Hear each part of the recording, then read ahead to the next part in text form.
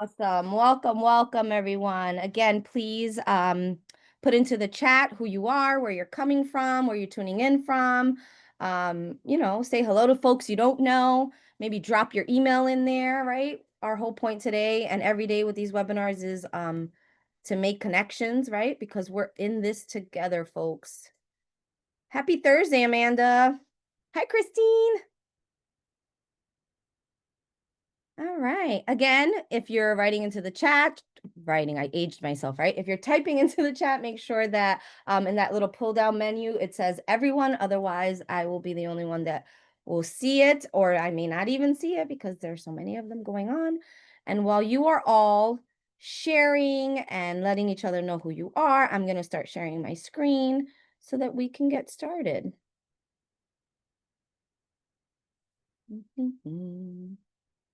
All righty.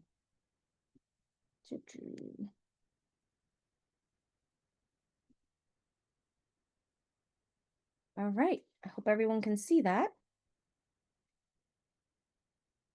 Okay, so today we're going to be talking about adverse childhood experiences. But before we get into any of that, I'm going to tell you a little bit of who I am because we're going to be spending some time together. I'm going to let you know a little bit about Good Grief.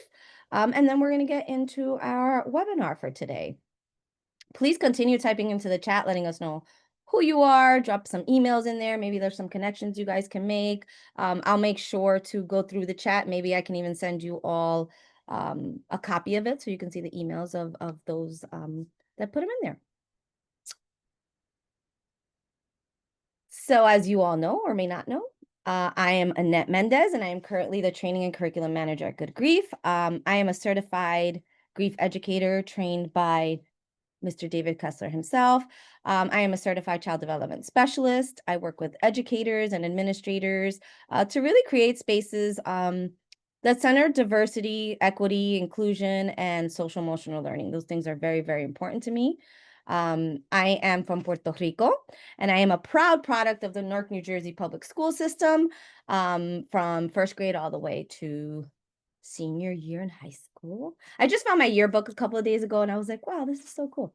I'm also a first generation college graduate from Montclair State University. So if there's any Red Hawks in here, go Red Hawks. Let me know in the chat. I am the mom of 3 incredible humans. I have a 19-year-old, an 11-year-old, and a 9-year-old. So I laugh a lot and I cry a lot. I am a lifelong Mr. Rogers fan. I believe that empathy, connection, and belonging are really at the heart of who we are, how we heal, and how we grow together. So during our time together today, you're going to hear me say a lot how special you are, how much I appreciate you. And I truly mean that from the bottom of my heart, whether we've met or not. I really feel that empathy and connection are 2 things that we need to kind of bring back into humanity, right? So at Good Grief, we're really big on opening and closing rituals. There's nothing religious about this. This is just a way for us to kind of mark our time here together, right? We're all going somewhere. We're all coming from somewhere. We all have tons and tons and tons of things on our mind. But I want us to kind of just take a minute, take a moment, take a pause, and really focus and get us connected in this present moment, right? So I'm going to ask you to take a deep breath. And when you're done taking that deep breath, when I say go, not yet, okay, because I want to have this waterfall in my chat. I want you to type into the chat one word that best describes how you remember your childhood. And no judgment. If you want to put in wonderful, that's great. If you want to put in chaotic, hey, I'm right with you. I understand. But one word that reminds you of your childhood, okay? When I say go, because I want to see this waterfall effect. I also want to challenge my friend Michelle, who's on reading the chat for me. I'm giving her a bit of a challenge, all right? So take that deep breath. Take that with you and go. Type into the chat one word that reminds you of your childhood. And Michelle will read that to me if she can. I already see. I already see there's like it is a challenge. it is. I like the waterfall effect of it all, but it is a little bit of a challenge. So just a few, no pressure. a few that you can get in there would be great. All right, so we started with family, scary, confusing, lonely, busy, safe, lovely, northern, Ooh, bipolar, love, complex, loved, loved and supported, bumpy, pure, anxious, complicated, supportive, great, adventurous, jubilant. I like that word. Complicated, loving, love, lonely, trauma, adventurous, outside, tropical weather, misunderstood, mm, adventurous, and equivocal. thank you. Thank We're you. having a lot of similar themes throughout the chat. Awesome. Thank you guys for indulging me. I want you to think about that as we talk today about adverse childhood reactions, also known as PACEs, and positive childhood experiences that we can have, right? I think sometimes we forget that inside of us is a little kid, right? That either had an amazing time growing up or a not so amazing time growing up. And I need us to remember that today as we go through our webinar, okay? And please continue typing it into the chat. If you didn't get a chance to, that's fine. If you wrote one word and you want to write two more, that's fine. Please, by all means, go right ahead.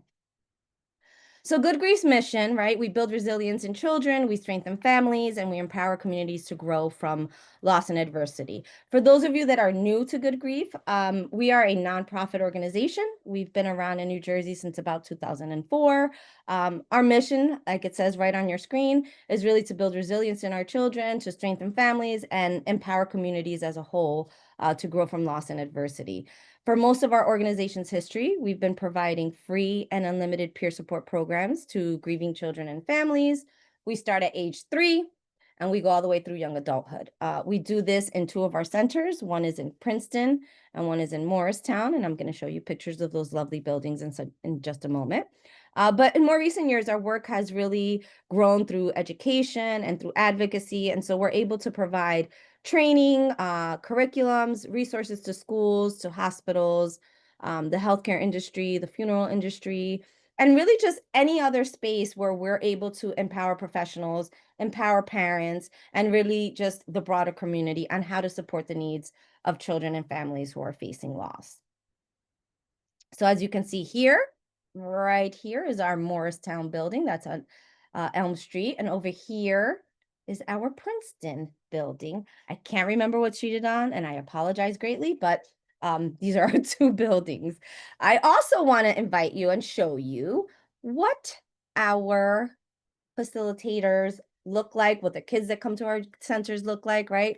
They come in, we provide pizza for them, right? Because it's one thing that they do not have to worry about that day. They come into our centers. Our facilitators have pre-groups. They talk to each other. They get to know what the theme is for that day, how, what roles they're going to do. You're going to do an opening. I'm going to do the closing. You're going to keep time, etc. While our families are in another part of the building having dinner. Then we move to opening circle where everybody stands in a circle. And same thing we did today is kind of like that opening ritual to kind of get them centered into that moment. And I just love this picture right here. Because a lot of times people hear the word good grief and they hear peer support groups and they hear, grief and dead and death, and they think that there's a lot of sadness that occurs in our centers. But I always like to counter that and show them these things that there's a lot of laughter that goes on in our centers. There's a lot of happiness that goes on in our centers, right? Yes, there are moments where some of our participants might cry or might be upset, and that's fine. All of those emotions are welcome, and I feel like when I show these pictures, people kind of get to see that duality. You can be sad and laugh at the same time, right? You can be grieving and still find little slivers, little glimmers of joy. So I always like to share these pictures because I feel like it really brings our mission home. Here are my favorites, our teens and tweens. Same thing. They're all in it together. They talk to each other. Our facilitator here, I think, is Jonathan. Yes.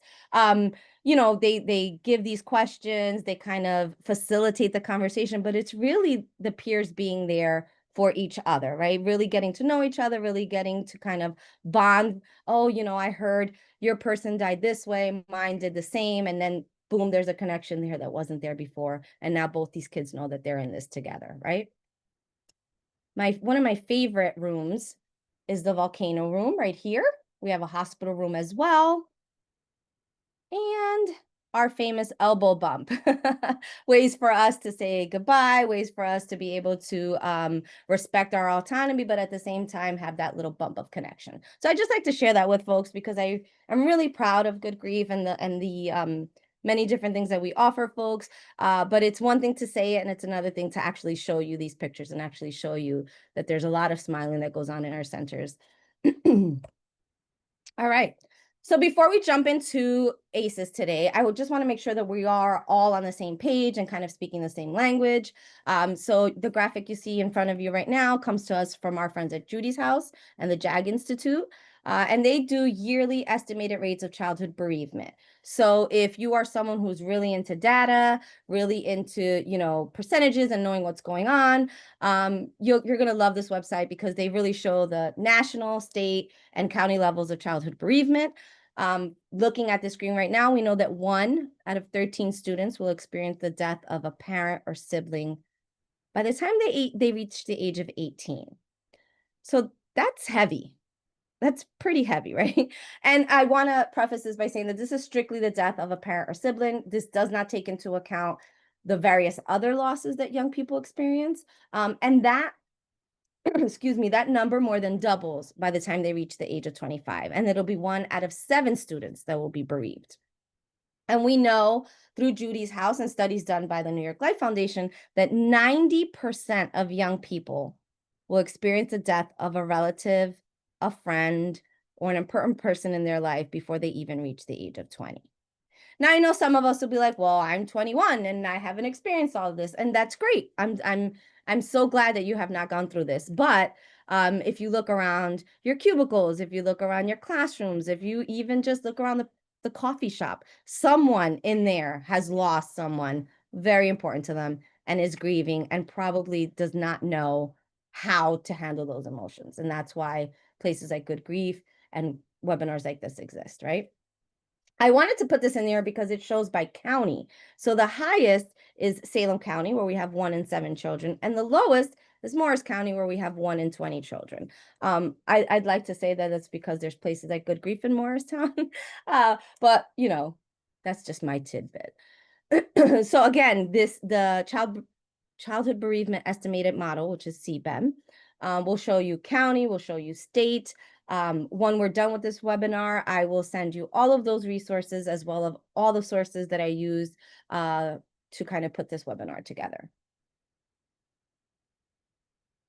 So I a lot of times hear that children are referred to as our forgotten mourners. And I want to ask you all, again, Michelle, I'm sorry that I'm challenging you, but I'd like to ask you all, why do you think that is? Why do you think that children are often referred to as forgotten mourners? And I apologize, Michelle, because I know there's a lot in that chat. But I'm just curious, why do you think that is?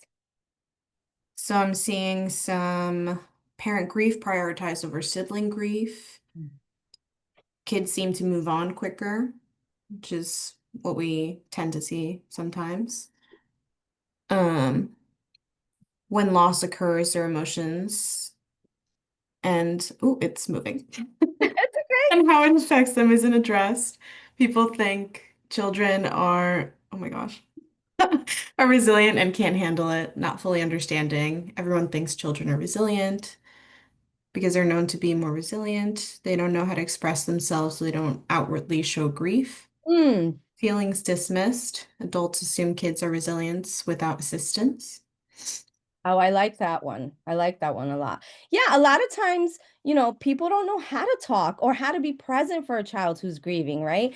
Every time a little kid falls, we're all like, "Oh, you're okay, you're okay." We all run to them and tell them they're okay. We kind of put what we want to happen onto them, right? And historically, researchers they tell us that a child's understanding of death and their ability to grieve is determined by their cognitive maturity, right? So for many, many years, parents and professionals, they really believed that a child's inability to fully understand death hindered them from mourning or grieving.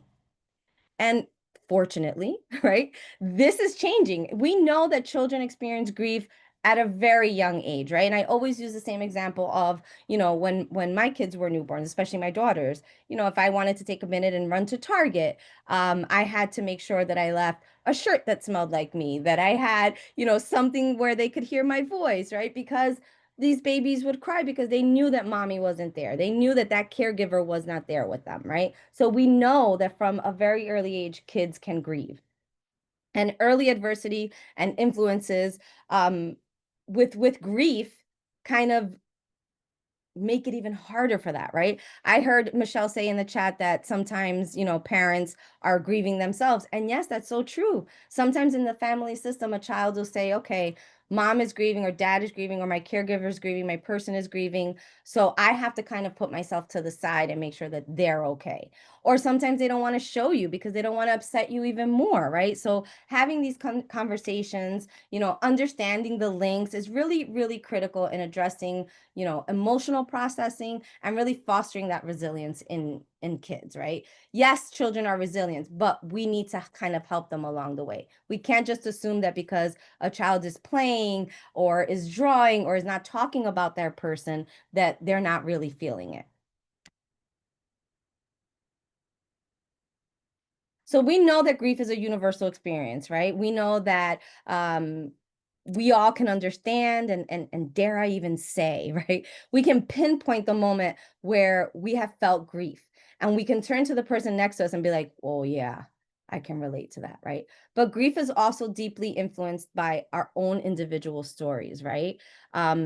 Where we come from, our religious beliefs, our culture, right? Our individual histories and the context where how we experience loss throughout our life. And for some, grief might look like, crying. For others, it might look like laughing in inappropriate moments, right? And early life experiences, particularly adverse ones, they really shape our emotional responses to grief, and they really affect how we express and how we process our feelings during challenging times, right? So maybe when you were a young child, you weren't allowed to cry, right? Crying was not something that you did because you didn't want anybody outside to know our business. Or maybe, you weren't allowed to talk about it because you knew that it made everybody upset and you probably got yelled at or you probably got shut down, right?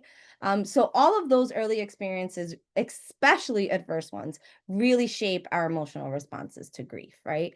We know that grief is a compilations of emotions, right? It's felt emotionally, it's felt intellectually. We start having those really big questions. Why did this have to happen? Was it my fault? How did this happen? You have those spiritual questions.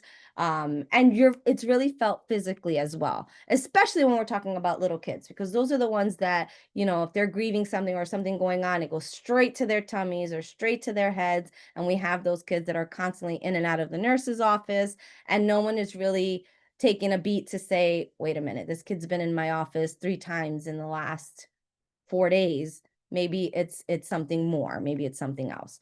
I want you all to know that grief is very universal and is a natural, healthy response, right?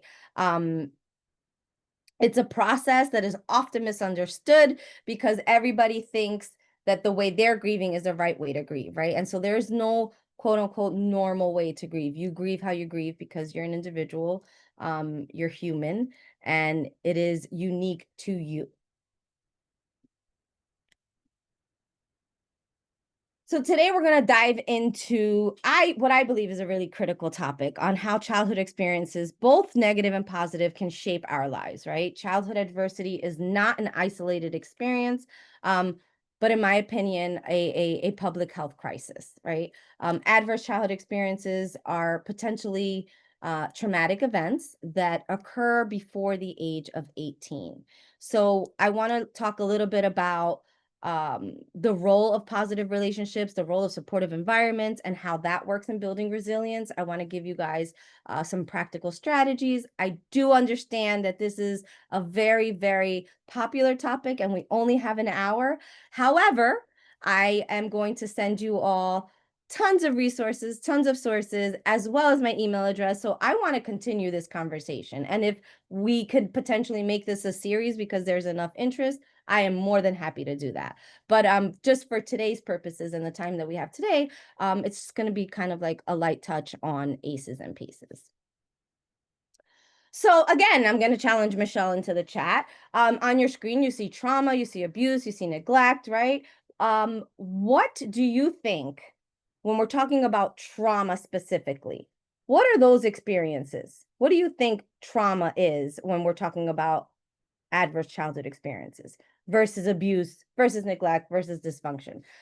Because the first time I actually did a webinar like this, put this up on the screen, and I had a lot of folks say, well, all of those four things are exactly the same. And I'm curious if my friends who are on today feel the same way.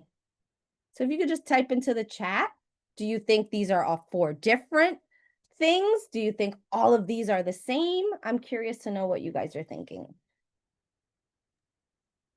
Okay, so we have adults not knowing what they don't. Oh, I already read that. Never mind. Sorry. Unexpected events that alter the mind and behavior, what impacts us as children and how we respond to those things. All of the above. Different, they're all different. They're different.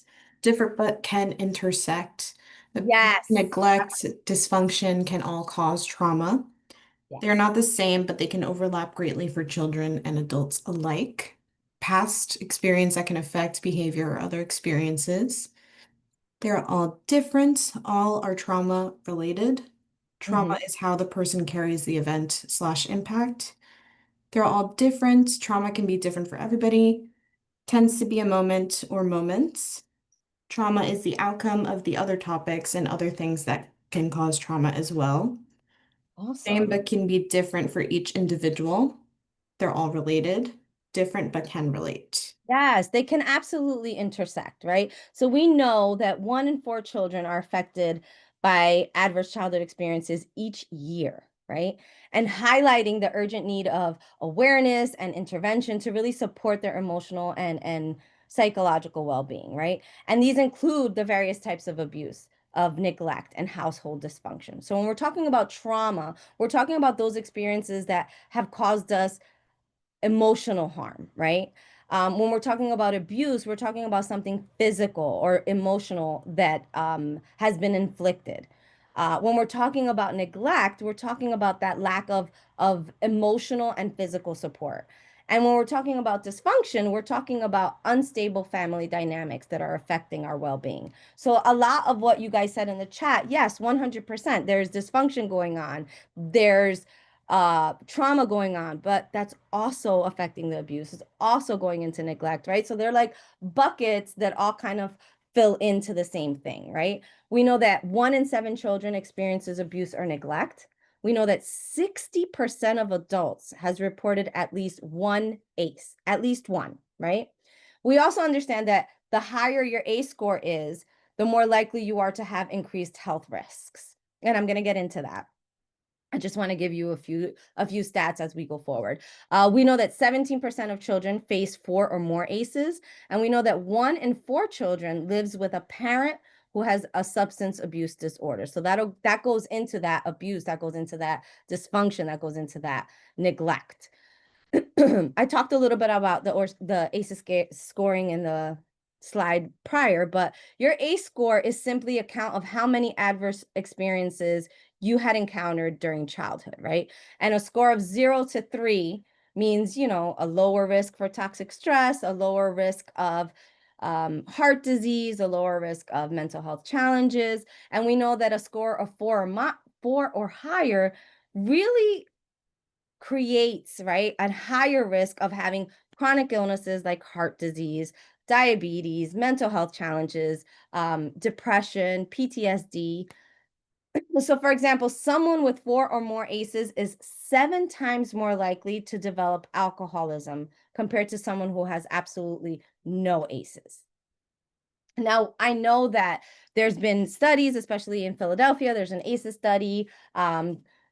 Permanente, who did the original ACE studies, we're all talking about all these things that kind of compile one on top of the other, one on top of the other. But I also want you guys to keep in mind that when we're talking about ACEs, there's also certain things that weren't included in the study that we also have to take into account, right? Such as certain systemic issues, racism, even the memories of the people that were scored, right? You might ask me now in my 40s, like, hey, how many ACEs did you have here? And I could say, well, I live in a Puerto Rican household, so I have like 30, right? But I'm thinking of, every single thing, or maybe I missed something, or maybe I remembered this the wrong way, or maybe I'm not sure, so a lot of things go into the scoring. So I want you all to take that with a grain of salt, because yes, ACEs are something that affect our development, but they're not our destiny, and they're not the children's destiny either. They're not just a number. I really want you guys to keep that in mind. I don't want you to, look at this and be like, oh, 4 more ACEs. I can't help you. I need to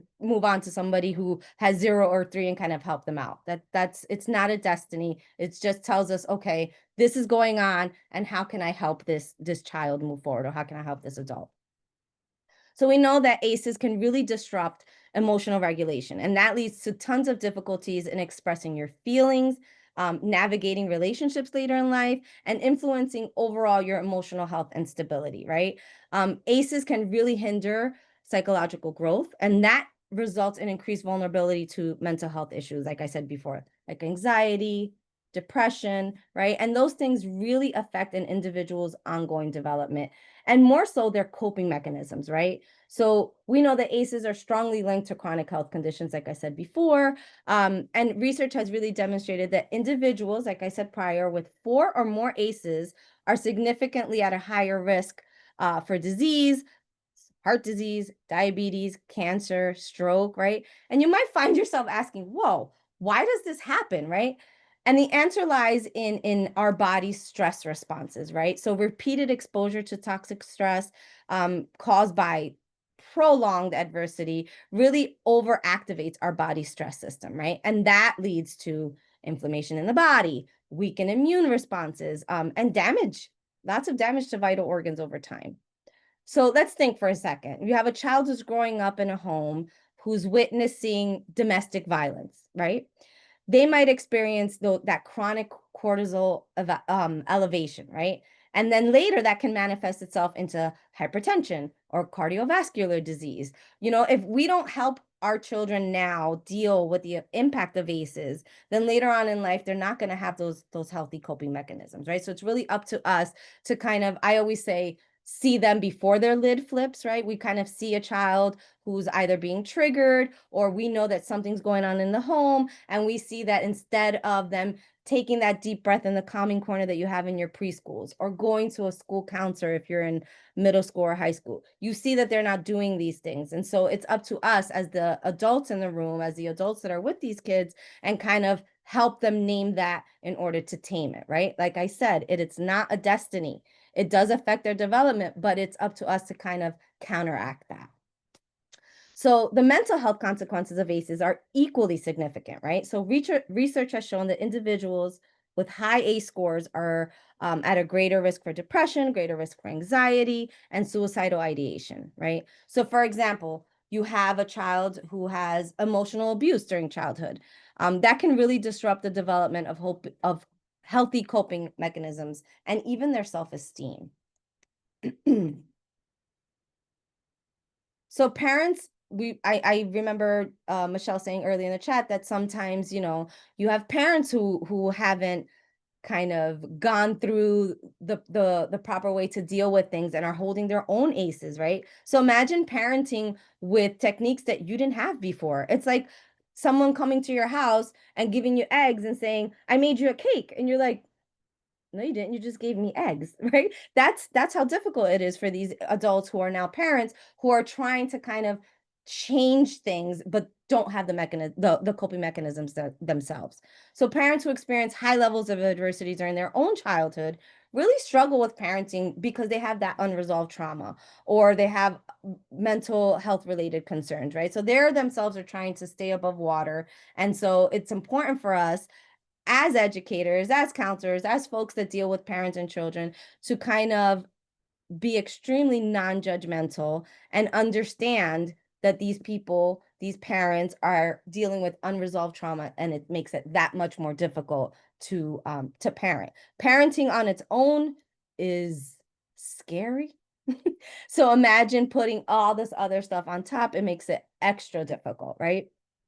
So this increases to the likelihood that their children are going to face the similar adversities, right? So for example, if you have a parent who grew up in a home where there was domestic violence, right? They may unintentionally, because I'm never judging a parent, unintentionally, that's the key word, unintentionally, repeat the pattern of aggression or things that they've seen because lack of role models, right? No one's modeling healthy relationships. Nobody's modeling emotional regulation.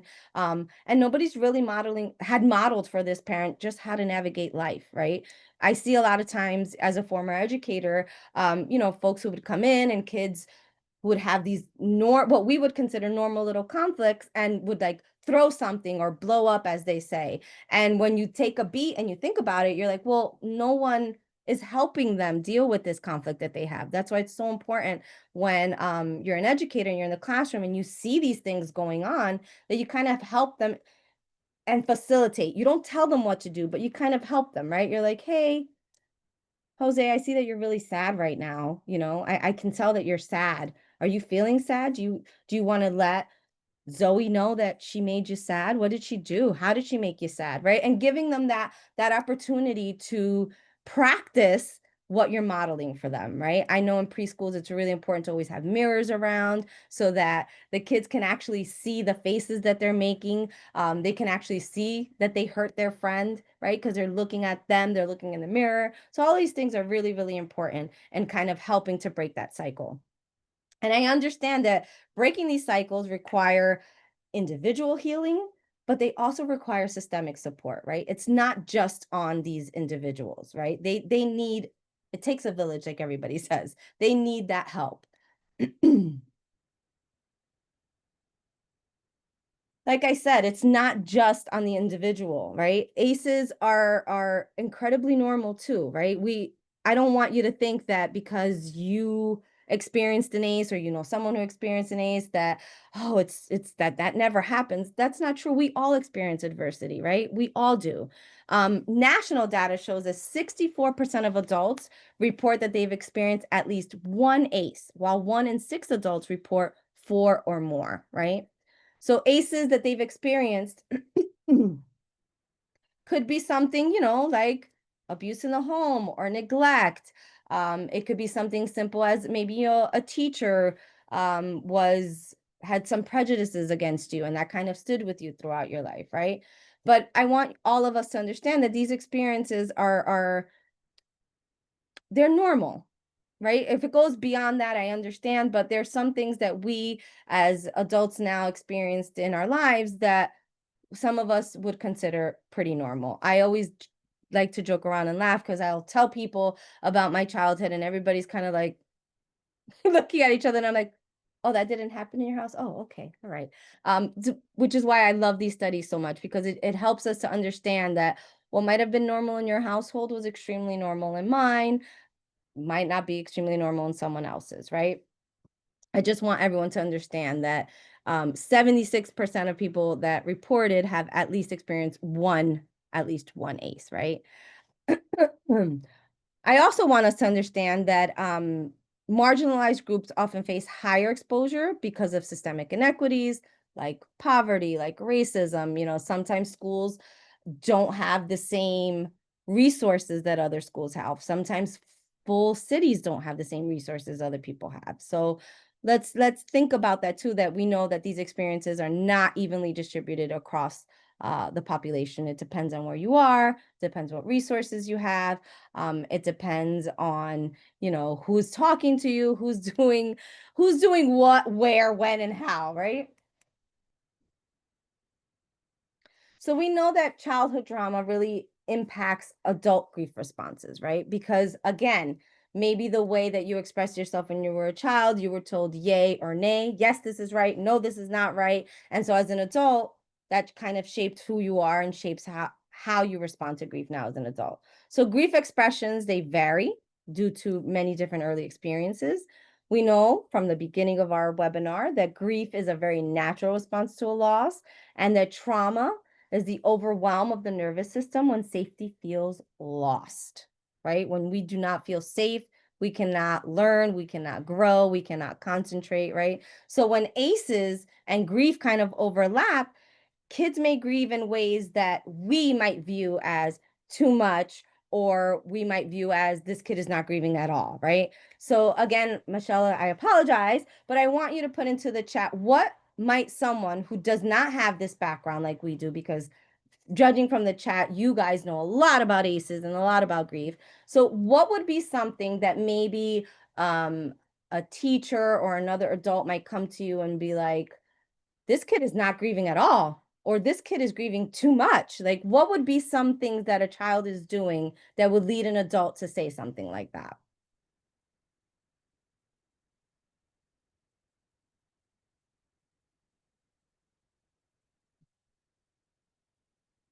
Do we have anything in the chat yet, Michelle?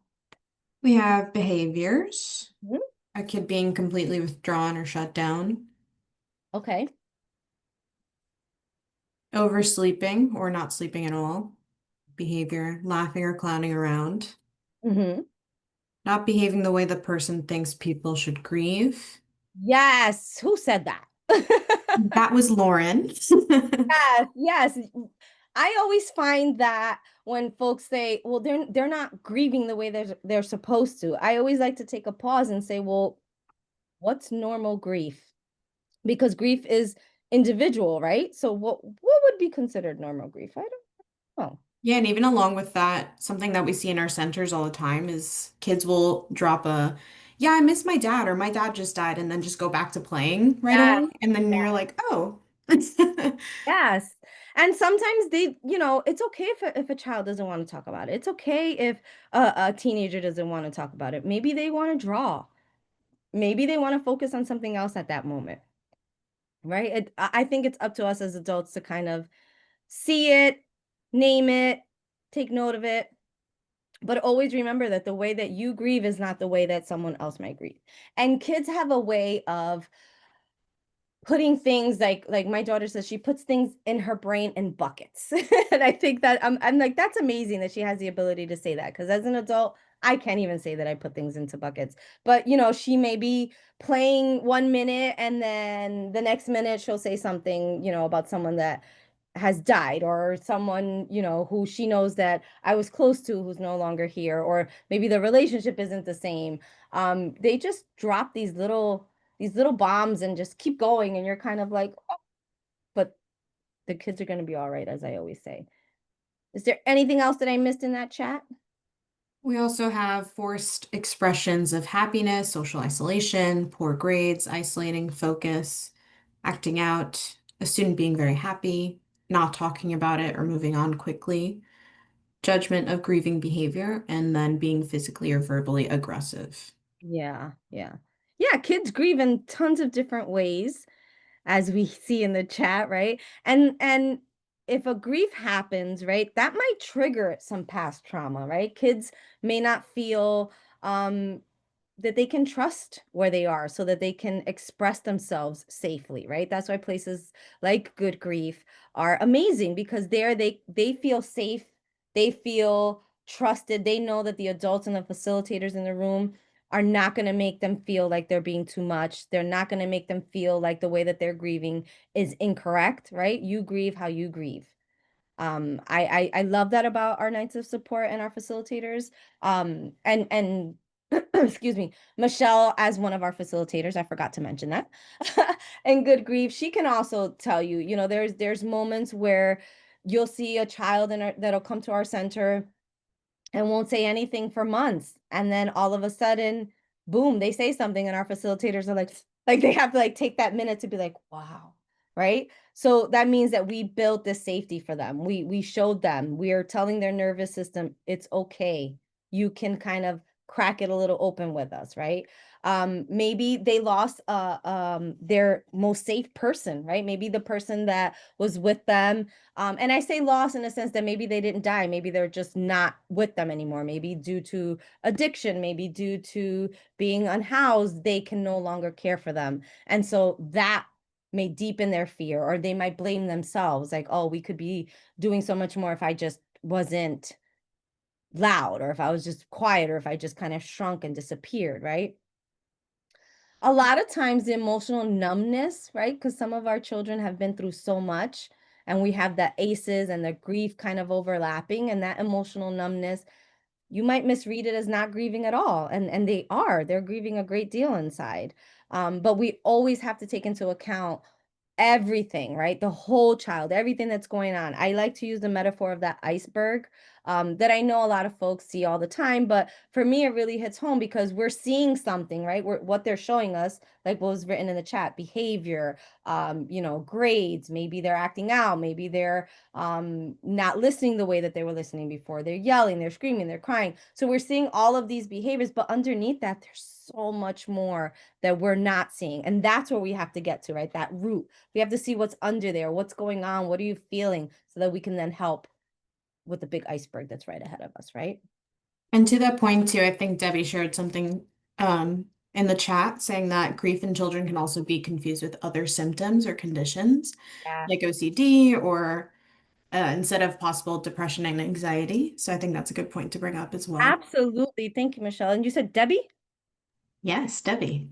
You. Thank you, Debbie. I appreciate that. I appreciate that greatly because yes, it's so true. And in a former life when I used to help preschool teachers kind of set their rooms up and do things like that, I always explain to them, what you see isn't necessarily what's happening, right? So always, like they say in Good Grief, stay compassionately curious and always question, what else can I do? What else is going on? How else can I help?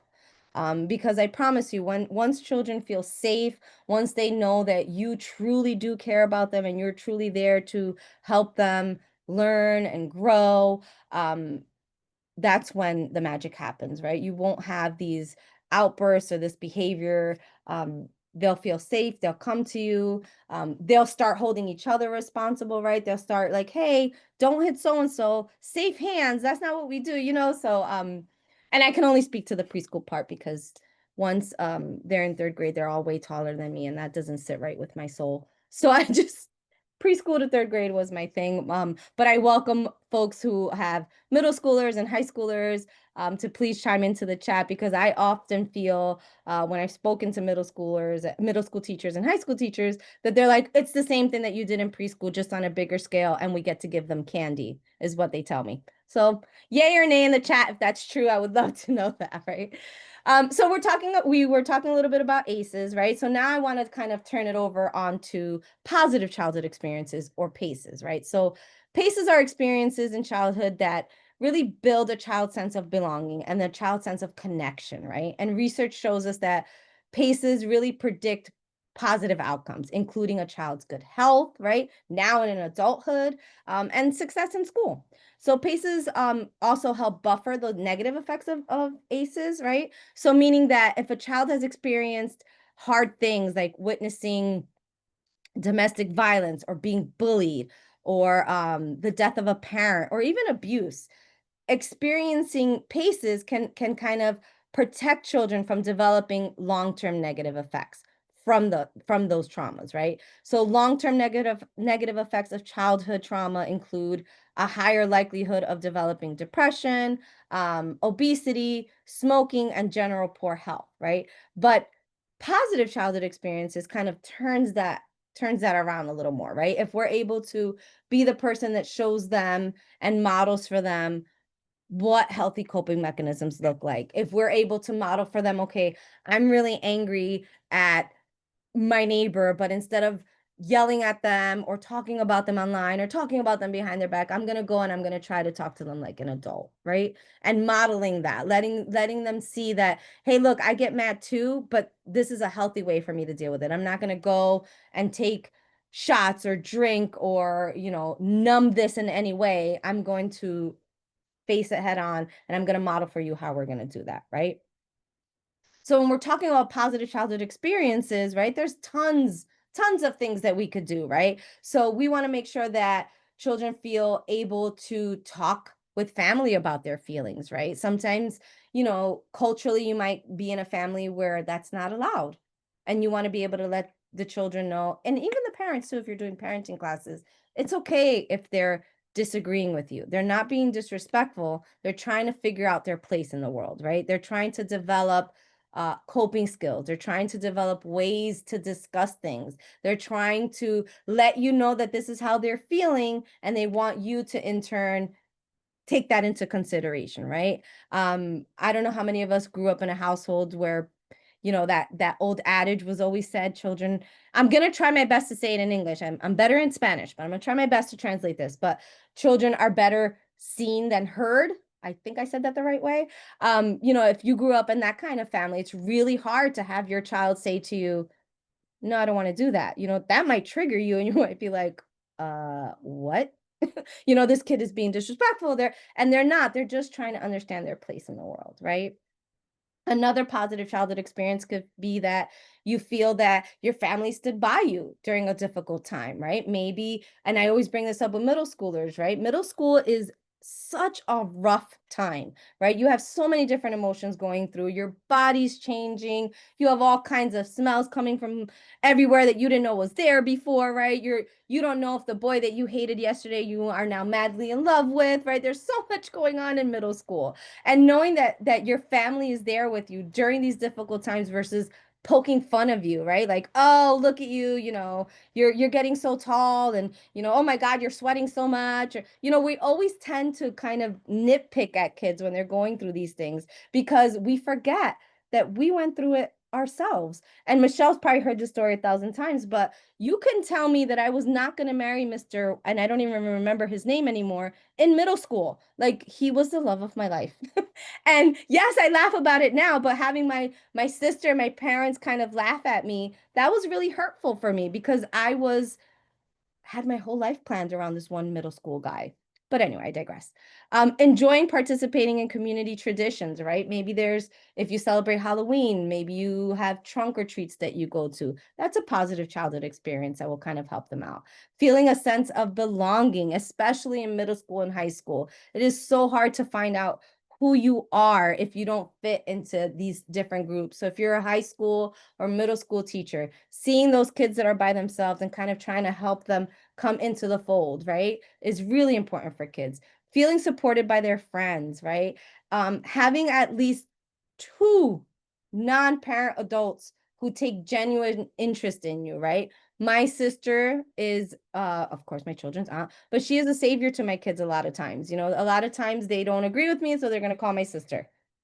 It's not going to change the rules, but I'm like, okay, well, they went somewhere else. They're clearly upset about something. We have to sit down and talk about it. But that wasn't something that was modeled. That was something that we had to figure out later on. Feeling safe and protected in your own home. I know a lot of times, especially during COVID, we saw an uptick in middle school and high school students taking their own lives, because when they went to school, that was the only place that they got that love. That was the only place where somebody saw them, fed them, told them they cared about them, right? So feeling safe and protected by an adult in your home is really important, right? The more paces a child has, the more likely they are to be healthy and resilient. I know a lot of times people are always saying, kids are so resilient, kids are so resilient, and no one showed them how to be resilient. Sometimes they don't have a choice, and it's not resiliency, it's surviving, right? And we want to make sure that they are healthy and resilient and not just surviving, right? Studies show that positive childhood experiences before the age of 18 are extremely beneficial. A nurturing environment fosters security. Safe emotional backing encourages healthier growth. Supportive relationships really enhance feelings of belonging. Um, and being connected, right? Having recognition that really boosts your self-esteem and your confidence, and you feel valued, right? Seeing a child who maybe you don't even know at the grocery store putting something back where it belongs. Wow, thank you so much. That was really cool. They might look at you like you have six heads, but they might think, wow, that person saw me, that person valued that I did this. Something very, very, very small.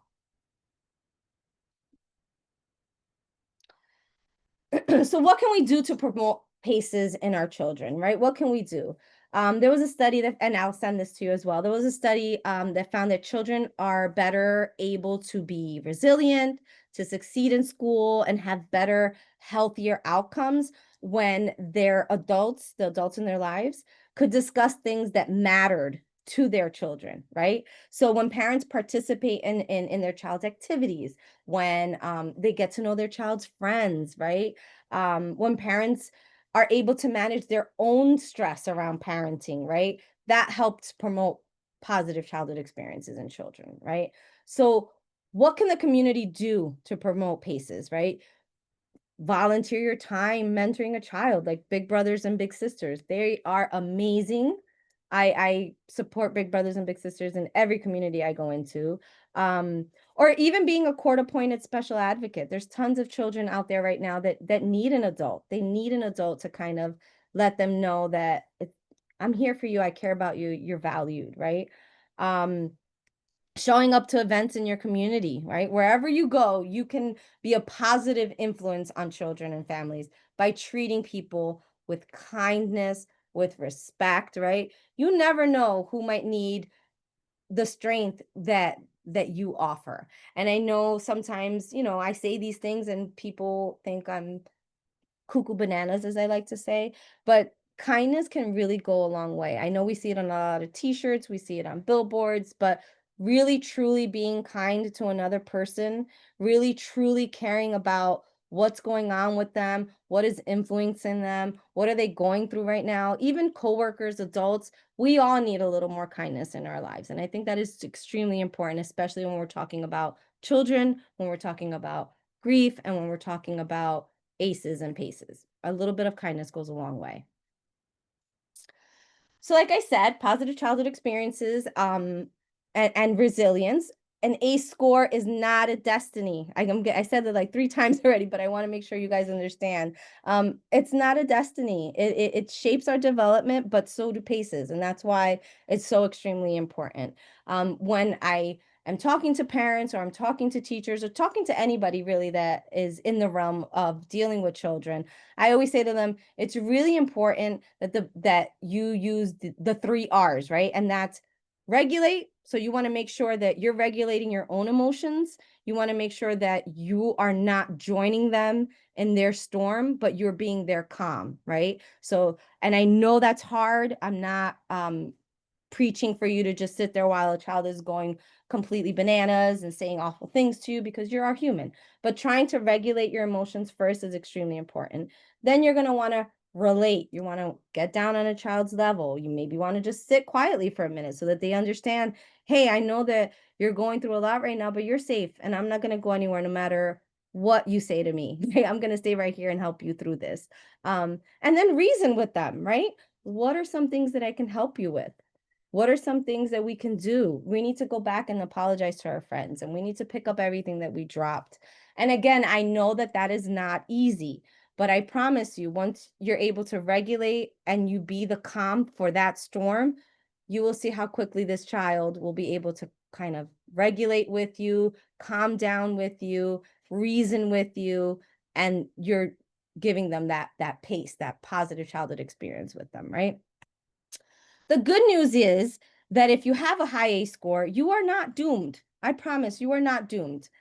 The brain is plastic and the body wants to heal, right? So the brain is continually changing in responses to your environment. So if the toxic stress stops and is replaced by a practice that builds resilience, then your brain can slowly undo many of the stress induced changes that it was going through, right? This is well documented research on how individuals' brains and bodies become healthier through mindfulness practices, through exercise, good nutrition, adequate sleep, healthy social interactions, right? You want to be able to, I'm not going to say do all of those things, but but one of those things, right? You can have an apple today, boom, good nutrition, right? Getting enough sleep, I know, is extremely difficult, especially for working parents, but trying. I know mindfulness, I will be the first one that when folks used to say, try mindfulness, I kind of giggled and was like, what? Are you kidding me? But it really does work. Taking that pause, taking a minute, even just 1 minute of a deep breath, tapping in a colleague, hey, I am so incredibly overwhelmed right now. I just need you to sit here with me for a second, right? In different organizations, different schools, companies, letting them know I can produce better work if I feel like you're supporting me, if I feel like you are advocating with me, if I feel like you and I are supporting my social emotional growth, right? You want to help students name their feelings. You want them to talk about their feelings. And one thing that I've noticed a lot is teaching them how to disagree respectfully. Not everything has to be a big argument. Not everything has to be where we're going to insult one another, right? We can disagree and still be extremely respectful to one another. And that's something that as adults, we have to continue to model for children, right? You want to focus on growth and resilience. You want to encourage students through their challenges, right? Remind them of their strengths. You want to help them learn from their mistakes, have that growth mindset. The education department just recently came from a training that we did in Iowa, and they had on their walls, and I'm probably going to butcher it, but they had, I'm not there yet. And I took a picture of that. I printed it. It's all over this place, right? You're not there yet. And that is so incredibly important, that power of yet. You want to provide opportunities for students to have chances to participate and contribute to being respectful and disagreeing respectfully, especially, having those Socratic seminars in your ELA classes are amazing, right? You want to empower your students, help children set and achieve personal goals, right? And what's really important to me is representing student diversity, right? Decorate your classroom, your office, your centers with materials and books that reflect the community. Because if they can see themselves in your classroom, in your organization, in your offices, right? That shows them that you're safe here and you belong here and I want you here, right? Using diverse curriculum, encouraging respectful conversations, right? Promoting cultural understanding. There's so many things that we don't understand about one another, and that leads to tons of misunderstandings. Taking that pause again to kind of connect with each other, right? Share information about after school activities, community centers, mentoring programs, right? Tap into the community and kind of show everyone that it really does take a village. It really does take a community to kind of combat all of these things that our children are facing today. And lastly, this will be our closing ritual of sorts. I want to remind you all um, of your job after this webinar. I'm going to read this quote really quickly from Rita. Every child deserves a champion, an adult who will never give up on them, who understands the power of connection and insists they become the best they can possibly be. So what I want you to do after this webinar is find a child that you can champion for and be their champion, right? Tell a champion in your life how they helped you reach the potentiality of who you are, right? Pay that forward. Look at an adult today, an adult you barely even speak to, a colleague, and say, hey, listen, I appreciate how you did X, Y, and Z, and I'm going to champion for you because I appreciate you here. You'd be surprised how often, even as adults, we forget the potentiality of who we are. We forget how amazing we are and how wonderful we are, right? Mr. Rogers may not tell you because he's not here anymore, but that's why I'm here, right? You are all extremely wonderful. You are all amazing in everything that you do. It has been both my honor and my pleasure to do this webinar with you guys. I'm going to stop sharing my screen really quickly to see if there's any questions that you guys might have, maybe closing thoughts that you might have. I'm also going to put into the chat a quick survey so that we know for future webinars if this is something that resonated with you. Do you want to see more of this? Do you want us to take a deeper dive into ACEs and PACEs? I'd love to hear from you all. So I'm going to stop sharing really quickly. And again, I apologize to Michelle because I keep telling you to type into the chat. And I know that it's hard for her to see it. You're So I'm just getting really, a lot of praise in the chat. thank you. Thank you so much. Thank you. I appreciate that. And I think it's also important, which I didn't get to mention before, but when we're talking about that regulate, relate, and reason, right? You know, when you see it in action, it could look like, okay, let's take a breath together, right? Let's blow this let's blow this pinwheel. Lamont, I graduated, it's no longer there, but I graduated from Good Counsel High School, and I'm not going to tell you the year because I refuse. No, I'm just kidding. I graduated in 1997 from OLGC, as we say. But Greg, let's breathe together. I'm here. I see you, right? Giving them a choice. Would you rather talk about this or you want to draw me a picture, right? I know it seems really simple, but I promise you it works, right? Having that calm tone in the midst of chaos, it works wonders. It really, really does. Deborah, I agree wholeheartedly. ACEs and PACEs is very helpful and should be explored further. Like I said, I really think it's a public health crisis. I think we're forgetting we so often want this compliance from kids and even adults, and we fail to see what does that look like? What do I want them to do, you know?